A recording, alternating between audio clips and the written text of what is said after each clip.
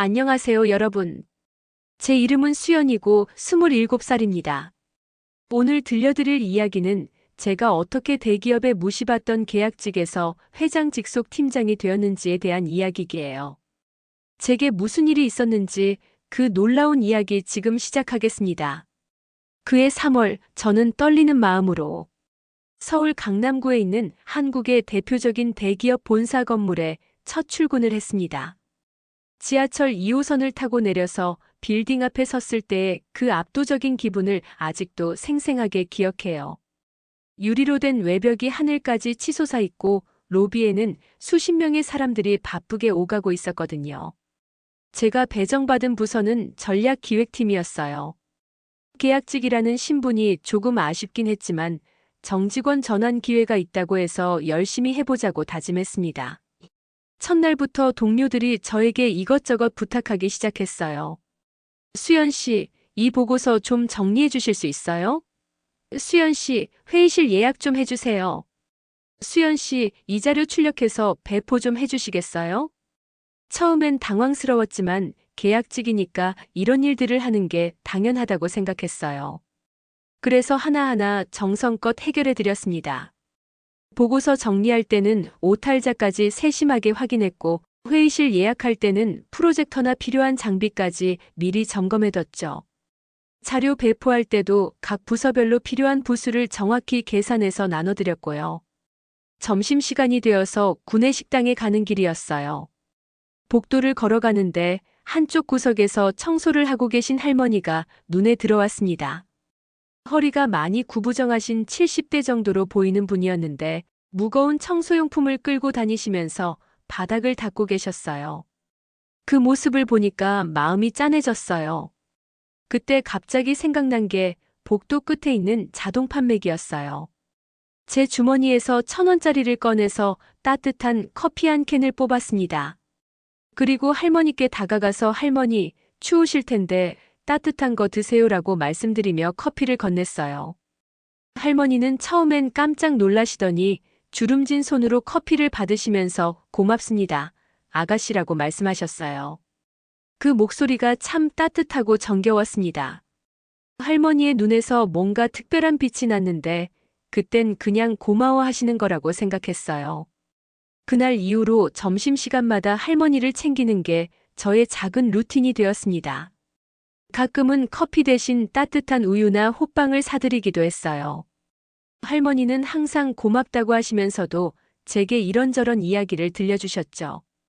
요즘 젊은 사람들은 참 바쁘게 사는구나. 너처럼 착한 아이가 있어서 세상이 아직 살만하다 이런 말씀들이요. 하지만 제 이런 행동을 모든 사람이 좋게 보지는 않았나 봅니다.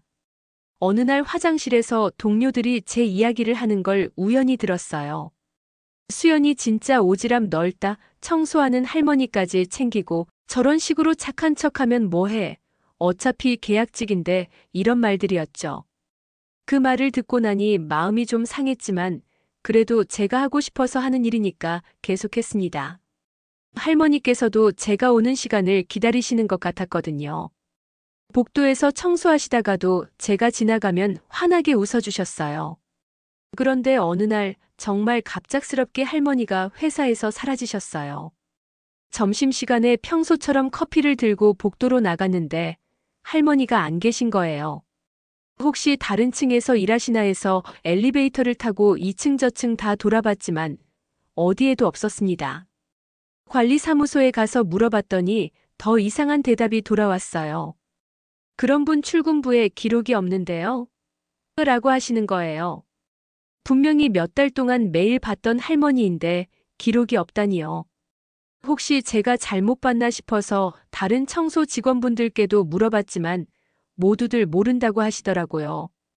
정말 이상했어요.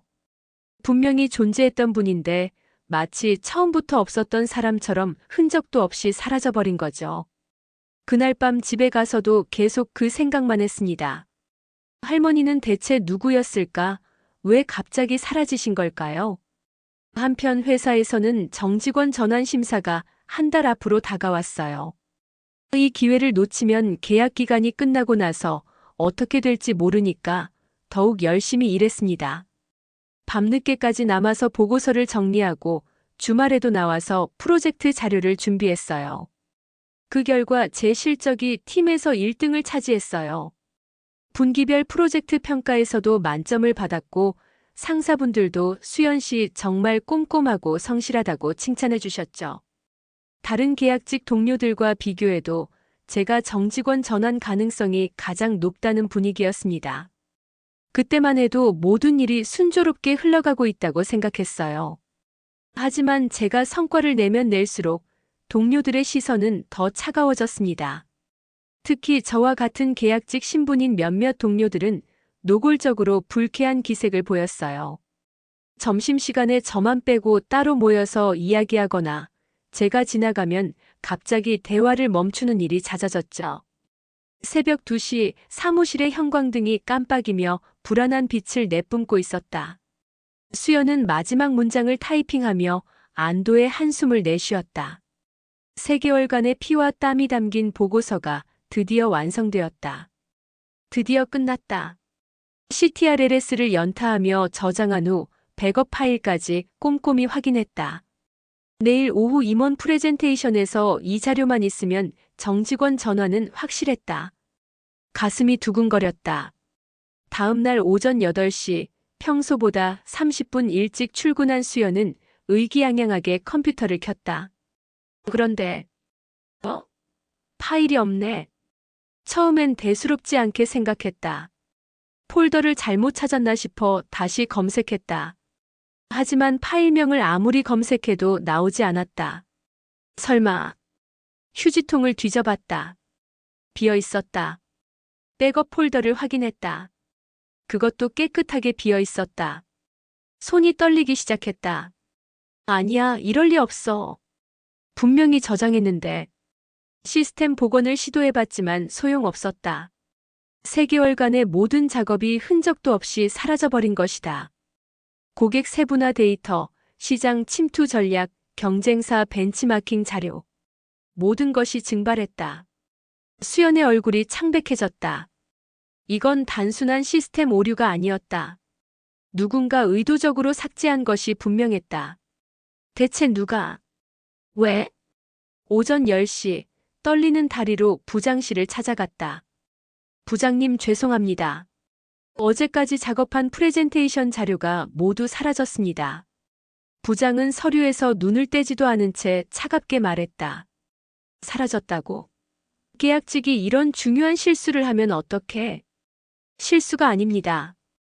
분명히 저장했는데 누군가 삭제한 것 같습니다. 그러니까 지금 사내에 스파이가 있다는 말인가? 수연 씨 변명도 좀 그럴듯하게 해. 수연의 가슴이 답답해졌다. 진실을 말하고 있는데도 믿어주지 않는 현실이 억울했다. 내일까지 어떻게든 자료를 준비해. 못하면 그냥 포기하고. 그날 밤 수연은 사무실에 남아 기적을 일으키려 했다. 기억을 되짚어가며 데이터를 복구하고 다른 부서에 SOS를 보냈다. 새벽 5시까지 악착같이 매달려 겨우 프레젠테이션 형태를 갖췄다. 하지만 운명의 장난은 여기서 끝나지 않았다. 프레젠테이션 당일 회의실은 긴장감이 감돌았다. 임원들의 날카로운 시선이 수연을 향해 쏟아졌다. 그럼 이제 핵심 인원과 분석을 보겠습니다. 수연이 자신있게 다음 슬라이드를 넘겼다. 그 순간 시간이 멈춘 것 같았다. 무언가 산출표가 텅 비어 있었다. 모든 수치가 공백으로 남겨져 있었다. 잠깐만요. 이상하네요. 이게 뭔가 근거도 없이 숫자만 부풀린 건가? 전무의 차가운 목소리가 회의실을 얼어붙게 만들었다. 수연의 얼굴이 빨갛게 달아올랐다. 아닙니다. 분명히 입력했는데. 분명히? 지금 보니까 비어있는데? 다른 임원들도 고개를 젓기 시작했다. 수연은 무너져 내리는 기분이었다. 다음 주에 다시 발표하겠습니다. 다음 주? 이미 결정난 거야. 수고했어. 그렇게 3년간의 노력이 한순간에 물거품이 되었다. 일주일 후 인사팀에서 연락이 왔다. 수연 씨, 계열사 전환 발령 나왔습니다. 다음 주부터 상사에서 근무하시면 됩니다. 계열사 전환. 듣기 좋은 말이지만 사실상 해고나 다름없었다. 업계에서는 명예퇴직이라고 불리는 그것이었다. 마지막 날 짐을 정리하며 수연은 허탈한 웃음을 지었다. 동료들은 그녀가 사라지는 것을 보며 안도의 표정을 숨기지 못했다. 경쟁자가 하나 사라진 것이다. 수연아, 좋은 곳으로 가게 되어서 축하해. 위선적인 인사말들이 귓가를 스쳤다. 수연은 고개만 끄덕이며 사무실을 나섰다. 지하철 2호선 칸 안에서 눈물이 터져 나왔다. 승객들의 시선이 따가웠지만 멈출 수 없었다. 3년간 쌓아온 모든 것이 하루아침에 무너진 충격이 밀려왔다. 집 앞에 도착했지만 현관문 앞에서 발걸음이 멈췄다. 부모님께 어떻게 말씀드릴까? 정직원 된다며 기뻐하셨던 부모님의 얼굴이 떠올랐다. 야근한다고 하자. 그날 밤 수연은 24시간 PC방에서 밤을 새웠다. 온라인 게임 속 가상 세계에서라도 현실을 잊고 싶었다. 하지만 현실은 냉혹했다. 이력서를 수십 군데 넣어도 면접 연락은 오지 않았다. 설령 면접을 봐도 이전 직장 퇴사 사유가 뭔가요? 라는 질문에 막혔다. 개인 사정으로. 좀 더 구체적으로 말씀해 주시겠어요? 진실을 말하면 문제 직원 취급을 받을 것이고 거짓말을 하면 나중에 들통날 것이다. 진퇴양난이었다. 2달 후 수연은 편의점 야간 아르바이트를 시작했다. 밤 11시부터 아침 7시까지 최저임금 8,590원. 대학교 4년, 대기업 경력 3년이 무색해지는 순간이었다. 어서 오세요. 술 취한 손님들의 행패, 새벽 배송 물건 정리, 청소. 모든 것이 고됐지만 당장 먹고 살아야 했다. 낮에는 카페에서 추가 아르바이트를 했다. 하루 18시간 일해도 월 150만 원이 전부였다. 이전 월급의 절반도 안 되는 금액이었다. 가장 힘든 건 가족들을 속이는 일이었다. 수연아, 회사 생활 어때? 네, 잘 지내고 있어요. 거짓말을 할 때마다 가슴이 찢어지는 것 같았다. 언제까지 이런 이중 생활을 해야 할까? 밤마다 편의점 카운터에 앉아 있으면서 수연은 생각했다. 대체 누가 내 파일을 지웠을까? 왜 나를 이렇게 만들었을까? 하지만 답은 없었다. 오직 생존만이 남았을 뿐이었다. 2달이 흘렀다. 어느 저녁 카페 아르바이트를 마친 수연은 무거운 발걸음으로 집으로 향했다. 하필 그날 지하철역으로 가는 가장 빠른 길이 예전 직장이 있던 건물 앞을 지나는 코스였다. 피하고 싶지만 어쩔 수 없네. 을씨년스러운 11월 바람이 얼굴을 스쳤다. 멀리서 익숙한 웃음소리가 들려왔다. 수연의 심장이 쿵 떨어졌다. 수연이다. 회식을 마치고 나오는 전 동료들이었다. 정장 차림의 그들은 여전히 행복해 보였다. 수연은 본능적으로 카페 유니폼 위로 코트를 여며 입었다. 수연아, 잘 지내지? 요즘 뭐 해? 민정이가 반가운 듯 다가왔다. 하지만 수연의 초라한 모습을 훑어보는 시선이 느껴졌다. 응, 잘 지내고 있어. 새로운 일 하고 있고. 목소리가 떨렸다. 거짓말이 목구멍에서 맴돌았다. 그래? 어디서? 혹시 이 근처야? 아니야, 좀 멀어. 동료들의 시선이 따가웠다. 특히 수연의 손에 묻은 커피 얼룩과 지친 표정을 보는 그들의 눈빛에서 동정이 느껴지다. 우리 2차 가는데 같이 갈래? 잠시 정적이 흘렀다. 모두가 알고 있었다. 수연이 그들과 같은 처지가 아니라는 것을. 괜찮아, 나 일찍 들어가야 해서. 그래. 그럼 다음에 만나자. 연락하고. 그들이 사라진 후 수연은 그 자리에 한참 서 있었다. 몇 달 전까지만 해도 함께 웃고 떠들었던 사람들. 이제는 완전히 다른 세상에 살고 있는 것 같았다. 집에 돌아와 거울을 보니 충격이었다. 몇 달 사이에 10kg은 빠진 것 같았다. 뺨은 움푹 들어가고 피부는 거칠어져 있었다. 하지만 가장 충격적인 건 자신의 눈빛이었다. 이게 나야? 예전에 자신감 넘치던 눈빛은 온데간데 없고 지치고 절망적인 시선만 남아 있었다. 그날 밤도 편의점으로 출근했다. 새벽 2시 텅 빈 편의점에서 혼자 앉아 있으니 세상에서 가장 외로운 사람이 된 기분이었다. 왜 나만 이런 일을 당해야 하지? 할머니에게 커피를 사드렸던 일, 동료들의 업무를 도와주었던 일들이 떠올랐다. 착하게 살려고 노력했는데 결과는 이것뿐이었다. 의미가 있었나? 내가 한 모든 일들이. 그런 날들이 반복되던 어느 날이었다. 유난히 힘든 하루였다. 카페에서는 까다로운 손님 때문에 스트레스를 받았고 편의점에서는 새벽 배송이 몰려와 몸이 한계에 달해 있었다. 새벽 4시 마지막 택배를 정리하며 수연은 중얼거렸다. 언제까지 이렇게 살아야 하지? 그때였다. 편의점 문이 열리며 누군가 들어왔다. 그날은 하필 비까지 내리고 있었어요. 우산도 없이 나왔다가 급작스런 소나기를 만난 거죠. 지하철역까지 뛰어가면서 온몸이 흠뻑 젖었습니다. 지하철 안에서도 물기를 닦을 수 없어서 그대로 서 있을 수밖에 없었어요. 축축한 옷을 입고 서 있는데 갑자기 누군가 제 어깨를 톡톡 쳤어요. 뒤돌아보니 정말 놀라운 광경이었습니다. 분명히 제가 알고 있는 얼굴인데 완전히 다른 모습이었거든요. 예전에 회사에서 봤던 그 청소부 할머니였어요. 하지만 지금의 할머니는 전혀 다른 모습이었습니다. 깔끔한 정장을 입고 계셨고 머리도 단정하게 손질하셨어요. 무엇보다 당당하고 우아한 분위기가 완전히 달랐죠. 아가씨 맞죠? 따뜻한 커피 주던 그 친절한 아가씨 말이에요. 할머니가 먼저 말을 걸어주셨어요. 목소리도 예전에 비해 훨씬 또렷하고 힘이 있었습니다. 저는 너무 놀라서 말이 나오지 않았어요. 할머니, 맞으세요? 그런데 어떻게? 라고 더듬거리며 물어봤죠. 그때 커피 덕분에 추위를 모르고 버틸 수 있었어요. 정말 고마웠습니다. 할머니가 미소를 지으시면서 말씀하셨어요. 혹시 내일 시간 되시나요? 찾아뵙고 싶은 일이 있어서요. 그러면서 명함을 한 장 건네주셨는데 그 명함을 보고 더욱 어리둥절했어요. 회사 이름이나 직책이 적혀 있긴 했지만 너무 충격적이어서 제대로 읽히지 않았거든요. 그냥 대충 훑어보고 주머니에 넣었죠.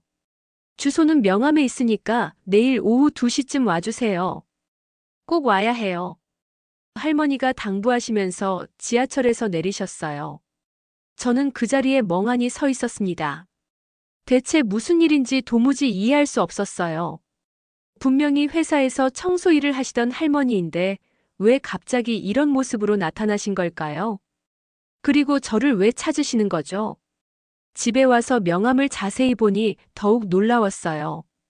제가 다녔던 회사의 지주회사 이름이 적혀 있었거든요. 그리고 할머니의 성함 옆에 적힌 직책을 보고는 정말 믿을 수 없었습니다. 그날 밤 잠이 오지 않았어요. 내일 할머니를 만나면 무슨 일이 벌어질지, 왜 저를 찾으시는지 궁금했거든요. 혹시 좋은 일이 생기는 건 아닐까 하는 기대와 무언가 잘못된 건 아닐까 하는 불안감이 동시에 들었어요. 다음 날 오후 명함에 적힌 주소를 찾아가니 서울 강남구의 고급 주택가에 있는 저택이었어요. 대문부터가 범상치 않았는데 넓은 정원이 있는 2층 집이었습니다. 이런 곳에 살 수 있는 사람이 왜 회사에서 청소 일을 하셨던 걸까요? 현관문을 두드리니 할머니가 직접 나와서 맞아주셨어요. 어제와 마찬가지로 단정한 차림이셨는데 집에서 뵈니 더욱 품격 있어 보였습니다. 어서 와요. 기다리고 있었어요. 할머니가 따뜻하게 인사해 주시면서 집 안으로 안내해 주셨어요. 거실은 정말 고급스러웠습니다. 값비싼 가구들과 예술 작품들이 곳곳에 배치되어 있었거든요.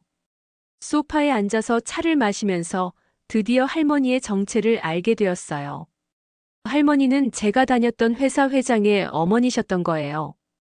그것도 단순한 회장 어머니가 아니라 지주회사의 대주주이기도 하셨죠. 1년 전부터 회사 현장에서 직원들의 인성을 직접 보고 싶어서 청소부로 일했어요. 할머니가 차분하게 설명해 주셨습니다. 어떤 직원이 진짜 좋은 사람인지, 누가 겉과 속이 다른지 알고 싶었거든요. 그 순간 모든 게 이해되었어요. 왜 할머니가 갑자기 사라지셨는지, 왜 출근부에 기록이 없었는지 모든 게 설명되었죠. 수연 씨는 정말 특별했어요. 다른 직원들은 저를 거들떠보지도 않았는데 수연 씨만 매일 따뜻한 것을 사다 주셨어요. 그것도 며칠이 아니라 몇 달 동안 꾸준히 말이죠. 할머니의 말씀을 들으니 가슴이 뭉클해졌어요. 그냥 당연하다고 생각하고 했던 일이 이렇게 큰 의미가 있었다니요. 그런데 수연 씨가 억울하게 회사를 그만두게 되었다는 소식을 들었어요. 그래서 직접 조사해봤죠. 할머니가 말씀하시면서 책상에서 파일 하나를 꺼내셨어요. 그 파일을 보는 순간 정말 충격적이었습니다. 제 파일을 삭제한 범인이 누구인지, 어떻게 했는지 모든 게 상세하게 기록되어 있었거든요. CCTV 화면 캡처까지 있었어요. 범인은 저와 함께 정직원 전환을 놓고 경쟁하던 동료 2명이었어요. 그들이 제가 없는 밤에 몰래 제 컴퓨터에 접근해서 파일을 삭제한 거였죠. 무언가 산출표를 비워둔 것도 그들의 소행이었고요. 이미 회사 쪽에 모든 증거를 전달했어요. 그 2사람은 내일부터 출근하지 않을 겁니다. 할머니의 목소리에는 단호함이 담겨 있었어요. 할머니는 거기서 끝나지 않으셨어요. 수연 씨, 우리 회사에서 일해보는 게 어때요? 라고 물어보셨습니다. 저는 깜짝 놀라서 네.